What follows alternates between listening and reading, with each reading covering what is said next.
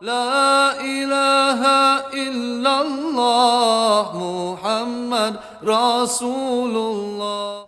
One of the questions related to Ramadan itself, someone asked that, is it true that if the adhan is given and I'm still eating, that I can still finish my food? Can I finish my food? I heard that there's a hadith about it. Yes, there's a hadith about it, but it's very important with hadith that one has to make sure that one has understood the hadith correctly.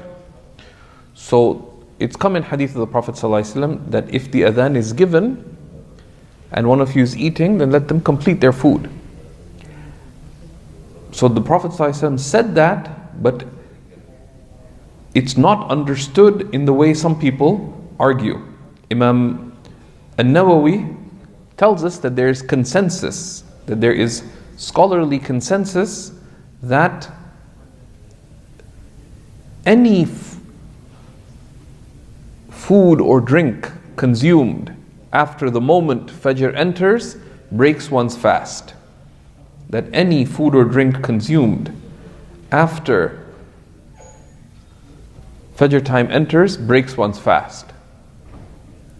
Because the Quran is clear that you can eat and drink until the break of dawn, when dawn enters. And the hadiths about that are clear. So then what do we do with this hadith that the Prophet ﷺ did say, and it's a sound hadith, that you can eat, you can finish eating when the adhan is given? It's understood, and as we mentioned, by ijma', by scholarly consensus, to refer to the first of the two adhans that would be given during the time of the Prophet ﷺ.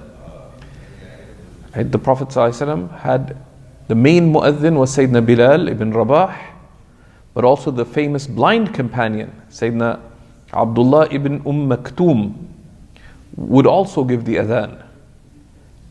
And they would give two adhans during Ramadan.